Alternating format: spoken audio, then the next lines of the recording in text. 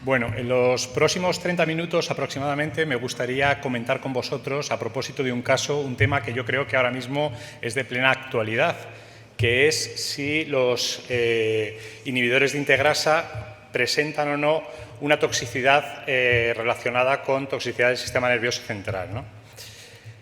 Para ello, os han repartido a todos tenéis en la bolsa unas tarjetas con un sí y un no, o con un pro y un contra. Sí, os voy a hacer algunas pequeñas preguntas muy sencillitas durante la presentación. Y la primera de ellas es esta, un poquito para calentar el ambiente, ¿no? ¿Creéis que alguno o todos los inhibidores de la integrasa pueden producir efectos adversos relacionados con el sistema nervioso central? Bueno, mayoritariamente hay tarjetas verdes, pero ahí hay un foco que no. Vamos a ver qué podemos aportar sobre ello.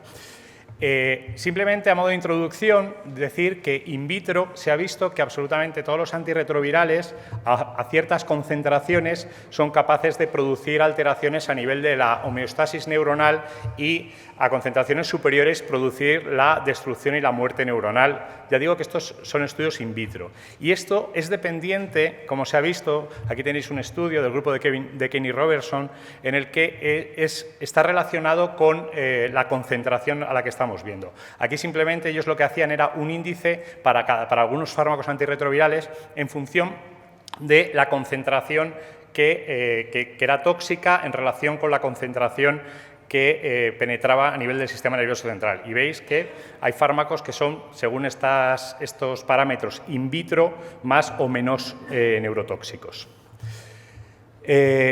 A propósito de esto, os voy a presentar un paciente que yo creo que a lo mejor José Ramón es capaz de reconocerlo. Le vamos a llamar el señor J. Y el señor J es un paciente muy bien educado, nivel cultural alto, de 61 años. Yo creía que tenía menos, pero al revisarlo me he dado cuenta de que es más mayor de lo que yo creía. Y este paciente fue diagnosticado en el año 2009, no sabemos exactamente cuál fue la forma de contagio, y vino a la consulta presentando un síndrome constitucional, una diarrea subaguda y tenía una candidiasis oral, a raíz de lo cual fue diagnosticado. En aquel momento tenía un nadir-CD4 muy bajito, de 30, y una carga viral en torno a 4 o 5 logs, y empezó tratamiento antirretroviral en ese momento con tenofovir, FTC en combinación, más atazanavir potenciado con ritonavir. Y se puso tratamiento empírico para tratar el cuadro de la diarrea. Se puso metronidazol y ganciclovir. Y bueno, comenzó el tratamiento, el paciente toleró bien el tratamiento, no tuvo toxicidades significativas.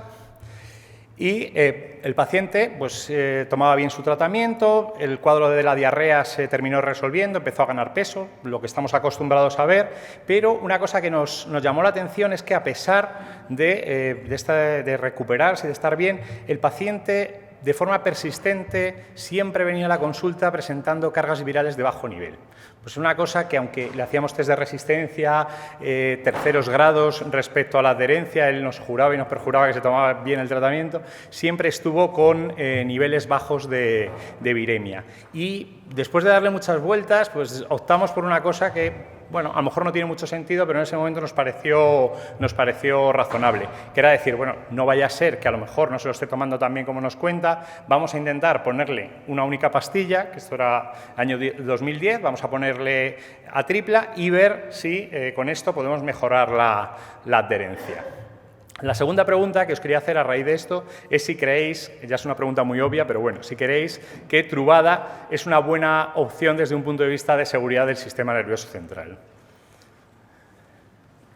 Bien, esto yo creo que hay un rojo permanente, muy bien. Sabemos que no, esto ya es algo que sabemos. ¿Y por qué sabemos esto? Bueno, pues sabemos, efavirenz es un fármaco que tiene una ventana terapéutica muy corta a nivel de concentraciones plasmáticas y que es muy frecuente que los pacientes tengan concentraciones elevadas y se ha visto que estas concentraciones elevadas tienen una relación con mayor riesgo de presentar toxicidad a nivel del sistema nervioso central. Este tipo de toxicidad, ya digo, como todos sabemos, se relaciona tanto con alteraciones a nivel cognitivo como de síntomas, generalmente mareo, sueños vividos, insomnio, que suelen ser más frecuentes al principio del tratamiento y posteriormente un porcentaje de los pacientes los normalizan y hay otros que no los pueden normalizar y hay que retirar el fármaco. Igualmente, más recientemente, estos son una revisión de los estudios de la CTG, pues se vio que Favirenz podía aumentar, aunque a niveles porcentualmente bajos, el riesgo de suicidabilidad de los pacientes, ¿no? Y otra cosa que yo creo que es importante, que el doctor Beck antes ha abordado un poco en ello y ha habido una pregunta al respecto, se ha visto, estos son estudios a nivel de farmacocinética, a nivel del sistema nervioso central, de líquido cefalorraquídeo de Favirenz, se vio que Favirenz, a partir de los 50 años, a diferencia de los IPs, aquí tenéis las líneas en azul, es la evolución de Favirenz, a la izquierda en plasma y a la derecha en líquido cefalorraquídeo, y en rojo en rojo es plasma y en azul líquido cefalorraquídeo. A la izquierda está tazanavir y a la derecha está Favirenz. Y veis que en el líquido cefalorraquídeo, a partir de los 50 años, hay un aumento exponencial de las concentraciones que se ha visto relacionada con un mayor riesgo de toxicidad. Bueno, pues tras decir esto, el paciente, a pesar de todas estas cosas, toleró bastante bien el Favirenz, la tripla, tenía en algún momento alguna pequeña alteración del sueño, pero muy leve, y realmente en un primer momento parece que se quedó indetectable, pero luego volvió a seguir teniendo su replicación de bajo nivel. Pero decidimos dejarle así y el paciente ha estado así bien hasta febrero de 2015, en la que en nuestro hospital, bueno, pues por una cuestión económica, que a lo mejor a algunos también nos ha pasado, se decidió desdoblar la tripla en Truvada más Efavirenz genérico, por una razón de coste. Al paciente se le cambió directamente en farmacia y al poco tiempo de cambiar vino a mi consulta diciéndome pues que desde que le habían cambiado había empezado con diarrea, que estaba durmiendo peor, que eso lo toleraba muy mal. Y, bueno, pues en ese momento, teniendo en cuenta, por un lado, el tema de esa replicación de bajo nivel que siempre estaba por ahí y la clínica de toxicidad que estaba planteando, decidimos cambiarle el tratamiento a Triumec, pensando en mejorarle tanto una cosa como la otra, ¿no? La potencia de dolutegravir y, aparte, pues, temas de tolerabilidad. Estos son datos de Mark Nelson, del grupo de Mark Nelson, que este es un estudio que ha replicado prácticamente con todos los fármacos, en el que pues, lo que estamos viendo es que pacientes que tenían toxicidad relacionada con el uso de Favirenz, al cambiar a dolutegravir, la mayoría de los pacientes mejoraban los scores de síntomas relacionados con toxicidad del sistema nervioso central. Hay mejoría en prácticamente todos, quizá excepto que siempre queda algo residual, que es un poquito diferente al resto, a nivel de tema de insomnio. Parece que hay mejoría, muy buena mejoría en muchos aspectos, pero en el insomnio mejora, pero parcialmente. ¿Y qué nos sucedió? Pues que 2 semanas, no llegó a 2 semanas después del cambio, el paciente vino a nuestra clínica sin una cita. Esta es una persona extremadamente correcta, educada, encantadora, piadosa, incluso diría yo, y el paciente vino como un energúmeno, es la realidad. Vino ansioso, nervioso, irritado.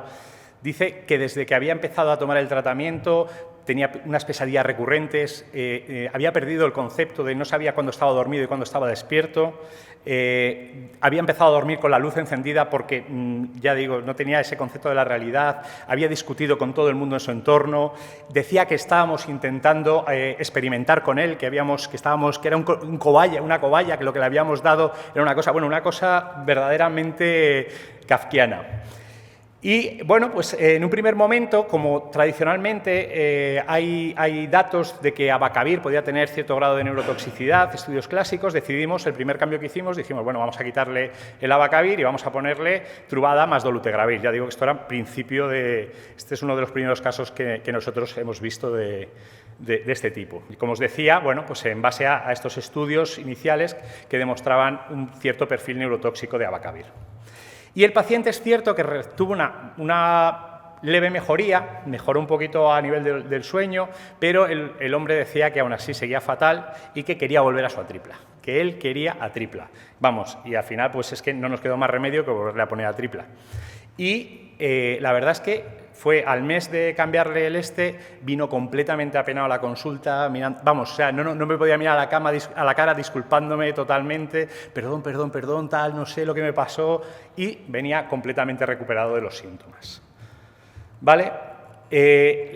Lo que os quería preguntar es si habéis visto casos parecidos a ya digo que este es muy extremo, o casos con sintomatología relacionada con el uso de dolutegravir en vuestra práctica clínica habitual, desde el punto de vista de toxicidad del sistema nervioso central. Bueno, pues veo que hay una mayoría que sí, excepto por ahí que siguen no viendo este tipo de casos. Bueno, pues vamos a ver qué hay respecto a esto. Bueno, pues estos son datos presentados, un resumen sobre efectos adversos relacionados con el sistema nervioso central, presentados a nivel de los ensayos clínicos de desarrollo de dolutegravir y, bueno, pues en todos ellos hay porcentajes de efectos adversos del sistema nervioso central, no muy altos, excepto quizá en el estudio single, que tiene dos características especiales. Una, era ciego, el comparador era Favirenz, con lo cual los clínicos estaban más ojo a visor para detectar estos efectos adversos y luego, por otro lado, era el único que utilizaba cuestionarios específicos para identificar estos síntomas. Y en una cosa que fue llamativo es que el porcentaje de insomnio que se vio fue superior en los pacientes que estaban utilizando dolutegravir que en los pacientes que estaban utilizando Favirenz. Con lo cual, bueno, pues parece que en los ensayos clínicos algo se ha visto. A nivel de ensayos clínicos y en switch, bueno, pues en el estudio Stribin, como vosotros sabéis, hubo en aquellos pacientes un pequeño porcentaje de los pacientes que cambiaron a Triumec a las 24 semanas, tuvieron efectos adversos del sistema nervioso central, algunos de los cuales, bueno, pues tienen relación con alteraciones del sistema nervioso central. Y en práctica clínica habitual, pues, ¿qué es lo que tenemos? Pues en práctica clínica habitual, ahora en Glasgow se han presentado bastantes datos, esto es del Hospital de Liverpool, y en esta cohorte, pues lo que se ve es que en torno al 20% de los pacientes presentaron efectos adversos del sistema nervioso central, ansiedad, depresión, paranoia, cambios de personalidad, que decían que aunque eran intensos, solo en un paciente obligaron a discontinuar el tratamiento. Pero bueno, un porcentaje de en torno al 20%. Y veían similitudes entre los pacientes naïf y los pacientes experimentados. Otra cohorte, la cohorte en nuestro medio del Ramón y Cajal, pues veis que esto tenía 837 pacientes. El 12,4% de los pacientes tuvo que discontinuar dolutegravir. De estos, 36, que fueron el 4,3% del total, era en torno a un 5%, discontinuaron por efectos adversos del sistema nervioso central, lo que representó en torno al 70% de todos los efectos adversos por los que se discontinuó el tratamiento. Bueno, pues vemos que tanto en práctica clínica habitual como en los ensayos clínicos parece que, bueno, que puede haber cierto efecto de neurotoxicidad relacionado con el uso de dolutegravir. ¿Por qué puede pasar esto? Hay un aspecto que ya antes se ha comentado un poco y es que podría explicar esta justificación, es que dolutegravir es un fármaco que tiene una altísima penetración a nivel del sistema nervioso central. Penetra a mucha concentración y además tiene unos niveles muy elevados respecto a la concentración inhibitoria mínima. Está al principio y además tiene una curva curiosa. Estos son datos que realizó el doctor Scott de Tendre y lo que ven es que al principio, nada más administrar el fármaco, adquiere concentraciones de 99-fold por encima de la IC50 y luego posteriormente estas concentraciones tienden a bajar en torno a un 66% sobre la IC50. Esto podría explicar el por qué muchos de estos síntomas son agudos y en algunos pacientes desaparecen espontáneamente con el paso del tiempo. Entonces, yo creo que esta es una de las principales líneas de investigación. Ya digo que estos son todo hipótesis. El estudio, que ya le ha presentado el doctor Beck, del estudio en pacientes japoneses, pues en este estudio volvieron a encontrar en torno a un 20% de efectos adversos del sistema nervioso central relacionados con el uso de dolutegravir y, como ya se ha comentado, se veía concentraciones Valle aumentadas en los pacientes que tenían toxicidad del sistema nervioso central en relación con los que no lo tenían. Con lo cual, bueno, pues parece otro dato que nos orienta a que pueda haber algo relacionado con niveles de fármaco, si bien yo creo que es algo más complejo que esto, como también ya se ha dicho. Otro estudio presentado en Glasgow, que básicamente es simplemente una pincelada, y es que vieron una relación entre mayor edad y mayor exposición al fármaco. O sea, que parece que las concentraciones aumentan en pacientes de más edad. Recordad que nuestro paciente tenía 61 años. O sea, que a lo mejor puede haber alguna relación con este factor. Y luego otro estudio un estudio grande, casi 1000 pacientes, que evaluaban la discontinuación de dolutegravir por efectos adversos del sistema nervioso central. Lo que encontraron fue datos que a mí me parecen que son interesantes. Por un lado, que las mujeres discontinuaban más, las personas de edad avanzada discontinuaban más, la asociación con abacavir, que es otro fármaco que tiene potencial neurotoxicidad, también discontinuaban más y aquellos pacientes que eran experimentados, o sea, que habían cambiado y usaban abacavir, también discontinuaban más respecto a pacientes naïf o pacientes que no utilizaban abacavir. La siguiente cuestión que quiero plantearos es, ¿creéis que esta toxicidad está relacionada solo con dolutegravir o es un efecto de clase, o la tienen todos los inhibidores de la integrasa? Verde, solo dolutegravir; rojo, todos los inhibidores de la integrasa. Bueno, pues la mayoría de la gente piensa que todos los inhibidores de la integrasa. Bueno, pues vamos a ver los datos. Aquí tenemos, he puesto los estudios tanto de raltegravir, el vitegravir cobicistat y dolutegravir que se compararon con atripla.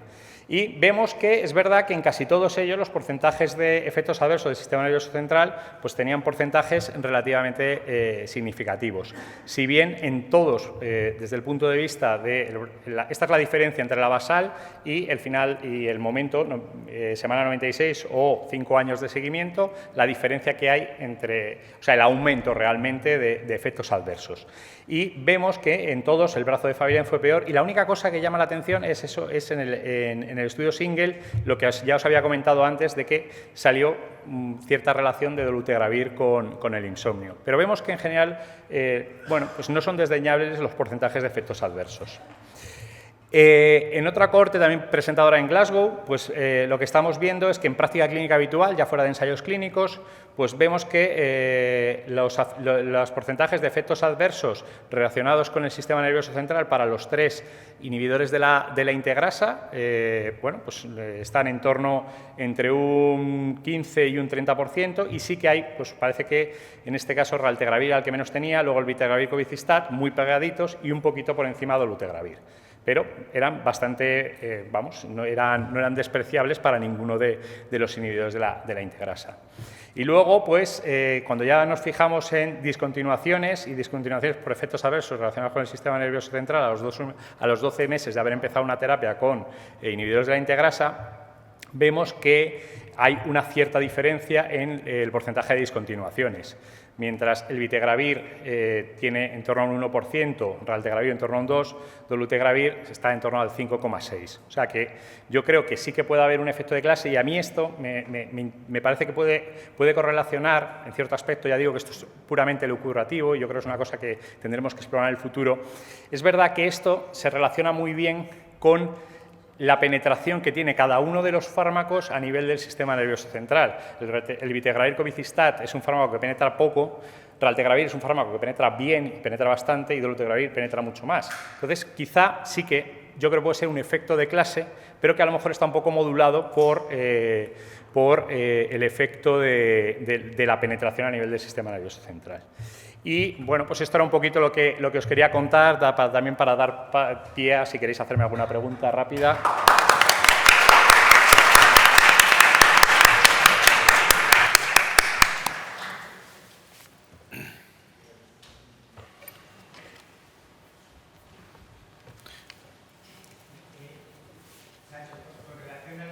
De las mujeres. Nos ha presentado y nos ha presentado también antes la cohorte alemana que se comunicó en Glasgow, hablando de que el ser mujer sería un factor de riesgo. Tenemos, por otro lado, un ensayo clínico solo en mujeres, el ARIA, donde en esa otra diapositiva que has puesto son las menores tasas de efectos adversos del sistema nervioso central, en absoluto diferentes a las del IP, y además, bueno, era un estudio abierto. ¿Qué es lo que nos tenemos que creer en mujeres en concreto?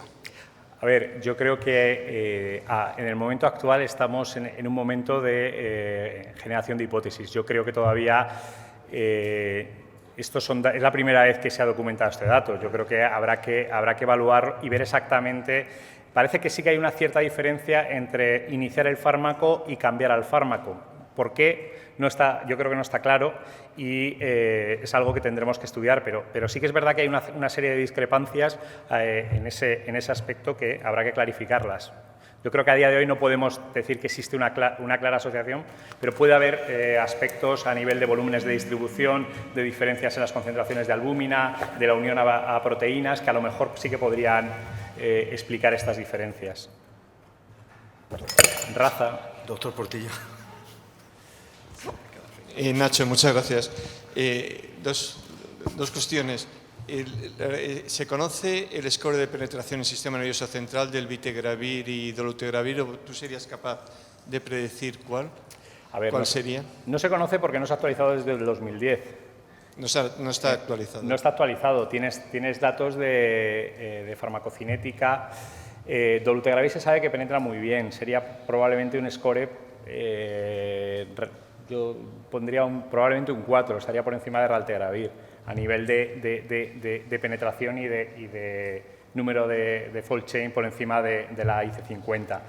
El Vitegravir cobicistat no tiene unos datos claros por los que puedas valorar un CP-score o hacer una neuropenetración del fármaco, pero la impresión es que es un fármaco que no es muy buen penetrador para el sistema nervioso central, pero no hay ese dato. Sí, yo me acuerdo que en el StatMark, cuando estábamos empezando con el raltegravir, uno de mis pacientes, cuando empezó, que después lo abrimos y nos dimos cuenta que era raltegravir, lo que estaba tomando, hizo un cuadro similar de paranoia, de ansiedad. Retiramos el fármaco, yo exigí que se abriera el ciego y era raltegravir. Y nos llamó la atención, me costó mucho que se abriera el ciego.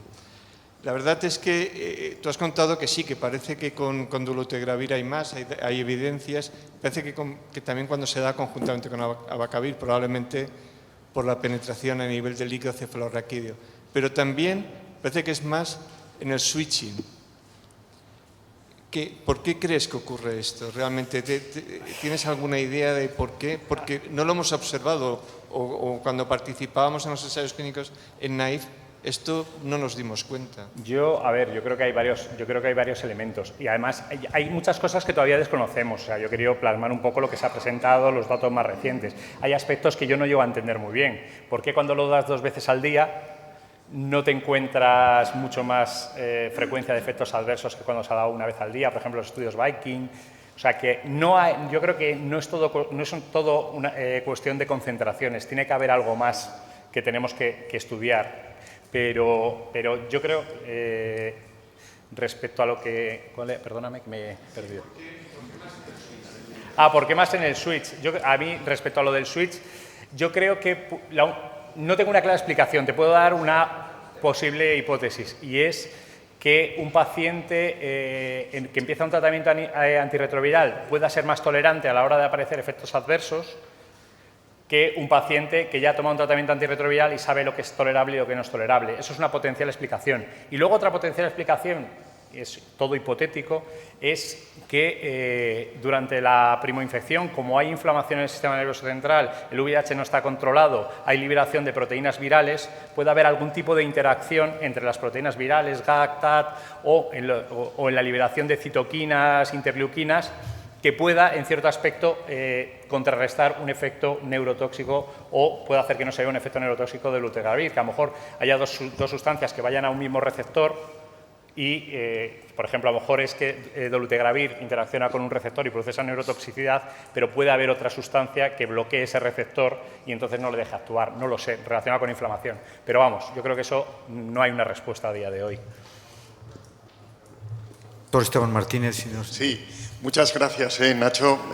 Realmente ilustrativo y enhorabuena por la presentación.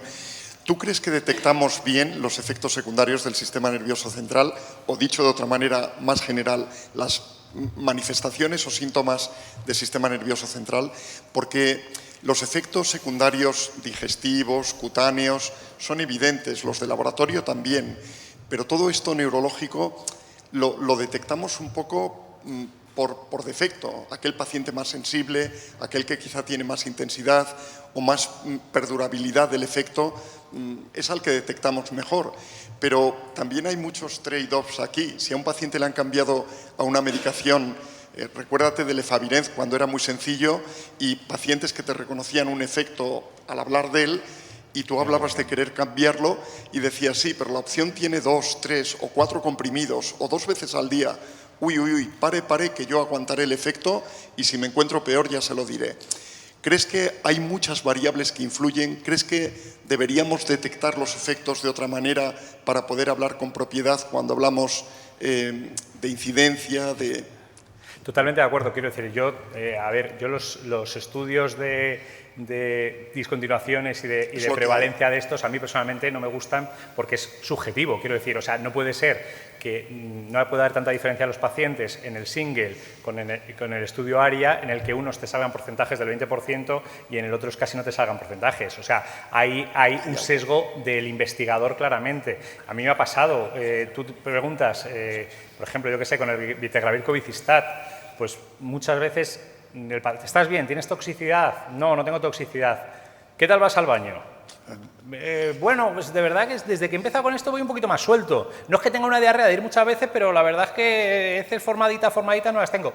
Quiero decir, muchas veces, en función de cómo preguntes las cosas y cuánto preguntes, obtienes respuestas. Y creo que en esos los seres humanos somos distintos. Con lo cual, estoy totalmente de acuerdo que la creatinina es muy fácil ver si sube, si baja.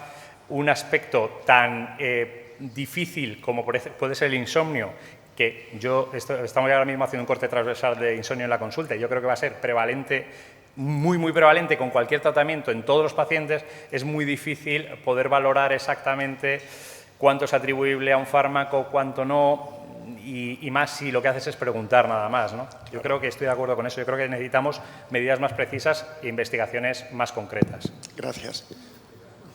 Piro. Sí. I think this was a very important presentation, and I think we're having difficulty getting our arms around this issue because clearly we're all seeing it. It's not clear. I'll tell you the study that I think I would love to do, and I would take medical students and psychology students because they're cheap. So I would take 40 medical students, 20 men, 20 women, and a few psychology students, and I would say, listen. You medical students are going to take 1 pill a day, and in the morning, the psychology students are going to ask you a questionnaire. That's all they know. They're taking pills, they're asking a questionnaire. And then I would give, for the first week, I'd give everyone a placebo. And then for 2 weeks, I would give 5 and 5, raltegravir, dolutegravir, and elvitegravir. I'd wash them out for a week, I would cross over, wash out a week, crossover. The study will take 3 months. Medical students, psychology students cost us nothing. It's double blind, they don't know anything, and we would look at the data.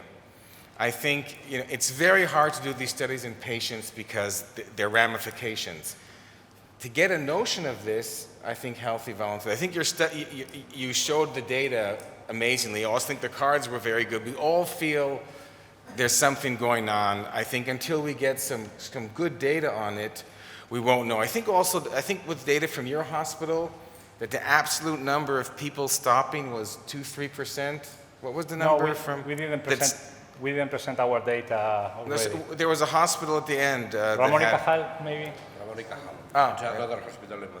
The other hospital. And what was it, 2-3% actually stopped? 3.4. For CNS adverse events, it was 3. I mean, I think just one thing which is interesting, the threshold for patients to stop because of toxicity is very different. We should be careful. I remember many years ago when we started giving ritonavir in the very, very beginning. It was 600 twice a day. People remember. And I'll never forget this, that there was a study in Germany that 100% of the patients stayed on drug. And I realized it's very cultural. Some patients, you tell them, if the doctor tells me to take a drug, I'll stay on even with toxicity. It's not a very subtle parameter. We want to give our patients also quality of life. So I think we should keep in mind it's not only patients stopping, but patients who don't sleep as well. I am totally agree agree with you. I think that we only have a signal right now. And this signal do not have to allow us to stop using dolutegravir because it's a great drug. But I think what we need to do is do more research in this field, and good research. We need objective endpoints to evaluate this data, as video polysomnography, for example, to evaluate the sleep of our patients. And I think we need to work on this. But we cannot obtain absolutely response or conclusions with this data. This data only are for generating work and research. That's my point of view. Lo que he dicho básicamente es que estos resultados simplemente lo que nos tienen que hacer es darse cuenta de que hay una señal y de que necesitamos investigar más y utilizar medidas más objetivas y más precisas para poder evaluar estas toxicidades. Y de momento, con estos datos, nadie puede decir que dolutegravir es un mal fármaco, que es un fármaco que tenga una gran toxicidad y por eso no haya que utilizarlo. Es un fármaco muy bueno, un fármaco excelente, con muy buena efectividad y muy útil para algunos pacientes. Pero creo que tenemos que entender más por qué están ocurriendo estos casos, por qué también ocurren con otras integrasas y investigar más sobre ello, ¿no? Bueno, yo creo que hemos terminado. Felicidades por la presentación. Solamente quería hacer un comentario en relación con la organización. Nos indican que debéis completar las evaluaciones, por favor, que una vez acabada esta sesión nos vayamos a la sala principal del hotel para hacernos una foto de grupo, que vayamos ahora mismo, y que después de eso volvamos, que nos van a invitar a una cerveza, lo cual está bien, y a las 18:30 volvamos de nuevo, que empieza la nueva sesión. O sea que, por favor, vamos a hacer una fotografía.